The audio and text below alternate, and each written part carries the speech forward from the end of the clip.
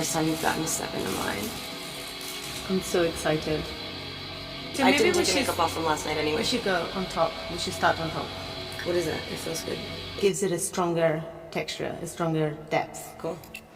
The collection enhances everyone's eye color because red is part of your skin. Like red makeup on eyes. It's counterintuitive because usually if you're overly emotional, your eyes get red and people try and cover that up. But if you just enhance it a little bit, like you look so alive and raw.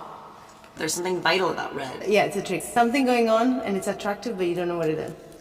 There are a ton of actresses used to do that, like all the time. Like in every scene they would have red eyeliner. It's like all the blood is closer to the surface of the skin. People are just scared of it. They think that a red eyeliner is going to make them look tired or sick, but it actually doesn't. Mm. I've never changed my look for anything other than like a role or a movie. And so I knew that like I wanted to take a break. I didn't want to make another movie until I shot my short film and until I was able to like actually change my appearance the way I want to. So I figured might as well mess it up and put a bunch of bleach on it. I know this sounds like slightly ridiculous, but I genuinely feel like it's more fun. I know like blondes have more fun, but it's true. It makes everything pop. How do you deal with going on the red carpet? I'm usually really nervous and stuff, but right now I'm like elated. Yeah. I'm so excited. Yeah. I'm so glad you're here too, dude.